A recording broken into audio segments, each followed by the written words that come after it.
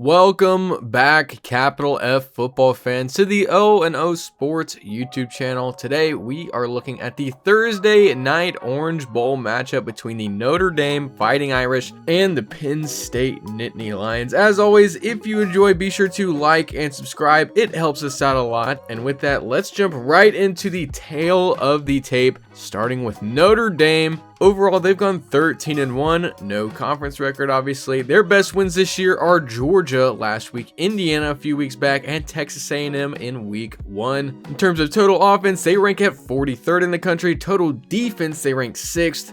Strengths of schedule, they're at 14th. In the college football playoff ranking, they're 4th, and our good buddy Todd has them at 3rd. Pretty solid numbers there for the Irish. But moving on to Penn State, they are 13-2 overall, 8-2 in the conference. Their best wins this year are Boise State, SMU, and Illinois. In terms of total offense, they rank at 19th. Total defense, they rank at 5th in the country. And for strength of schedule, they're 16th. In the college football playoff ranking, they are 5th. And Todd has them ranked 7th. Pretty even splits down the board. Will be interesting to see how these paper stats translate to reality. And with that, let's look at the players to watch in this one. Starting with Notre Dame, their player to watch on offense is going to be the quarterback, Riley Leonard. Who else but the main man of the hour for the Fighting Irish? This postseason run may boost his draft stock by 9 or 10 points by itself. He's laid it all out for Notre Dame, and he's going to have to do it again here. Last week, we said Mike Denbrock would be focusing more on Riley Leonard's legs than his arm against Georgia.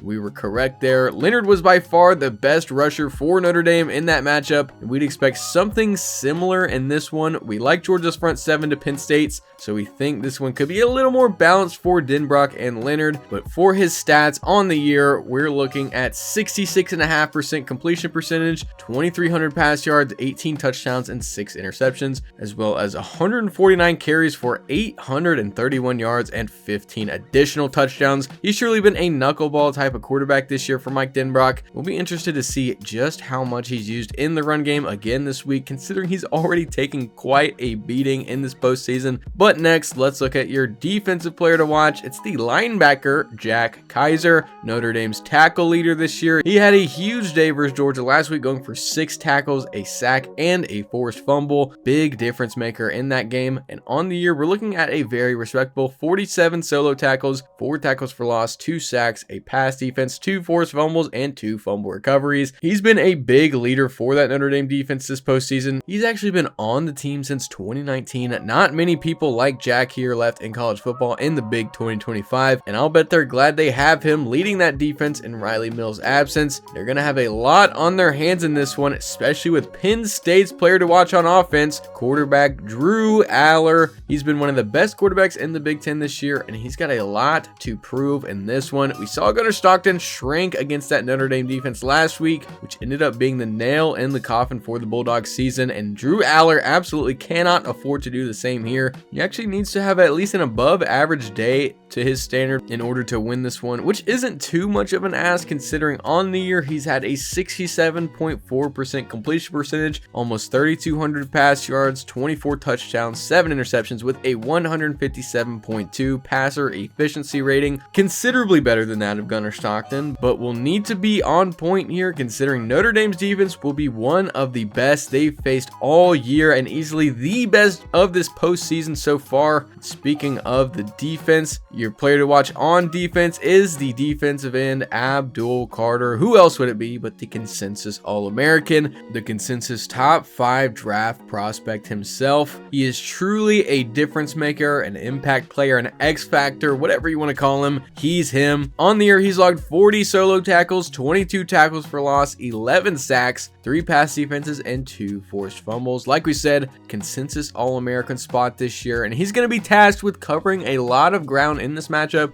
because of that dynamic Notre Dame offense. They play well all over the field. He's going to need to play well at all 3 levels. Speaking of which, let's look at our keys to victory for each of these squads in this matchup, starting with Notre Dame, of course. Their first key to victory in this one is going to be getting the backs more involved in this game. No disrespect to Riley Leonard here, but you can't afford to have your quarterback taking another beating here if you want to win this matchup and potentially the next. They need to share the wealth on the ground, especially because they have two outstanding backs in Jeremiah Smith and Jadarian Price. We understand why you went away from it last week. We even predicted as much in our Sugar Bowl breakdown, but they need to reestablish that in this one, as well as limiting Tyler Warren. Notre Dame has a great rush defense. We aren't too worried about them there, despite Penn State's great running back tandem, but what we are worried about is how Tyler Warren can pop up as a wrinkle for Andy Bottlenecki and exploit a run-focused Notre Dame defense. You've got guys in the secondary if you're Notre Dame, you've got guys on the line, but if there's a weak spot on the defense, it's in the middle, and that's exactly where Penn State's going to want to get Tyler Warren the ball. You need to be very aware of that. And last, you need to win on special teams. That unit arguably won them the game against Georgia, and now you're going up against a special teams unit that is far better in Penn State's. Neither of these teams are particularly quick strikers, so if it comes down to which team is holding the ball in the final minutes, it'll be very important for a team like Notre Dame, who is a bit one-dimensional, to try and get extra points up where you can, steal a possession here, and we think a win for Notre Dame is a lot more feasible. And for Penn State, your first key to victory is going to be leaning on the running back tandem. We know this flies in the face of what we said about Drew Aller a minute ago, but let us cook for a second. We know exactly who these teams are. Other than miraculous special teams play, there's not much that'll come as a surprise in this matchup. We think that if Penn State is able to churn out drives on the ground, they are setting themselves up for success everywhere else in this matchup. Notre Dame's MO this year has been controlling the pace, churning out drives, and getting home run plays to push them over the edge. So if you can flip the script on them, have Katron Allen and Nick Singleton rushing for 4, 5, 6 yards per carry in this one, we think that takes the weight off every other unit, especially off Drew Aller. Here he is, the main man of the hour for Penn State. We expect this to be a run-heavy matchup, but we also expect Drew Aller to throw the ball 25 to 30 times in this matchup like he has all year, and he's just straight up gonna need to play better than he has through Penn State's postseason thus far. I mean, 51% and 2 interceptions versus Oregon in the Big Ten Championship, 59% versus SMU, and 52% last week versus Boise State. That just can't happen here. We understand what Penn State wants to do, but what they've done so far this postseason will not, and I'll say it again for emphasis, will not work against a team like Notre Dame. They need him to have a good, efficient performance here, or they could be in a good bit of trouble late in this matchup. And finally, let's talk about the run defense. Like we said, we know exactly what Notre Dame wants to do here, and so far, no one has been able to stop it. Georgia did it the best anyone has all year, and they too fell short of a win. So it'll obviously be very important to at least stop a facet of that rushing attack,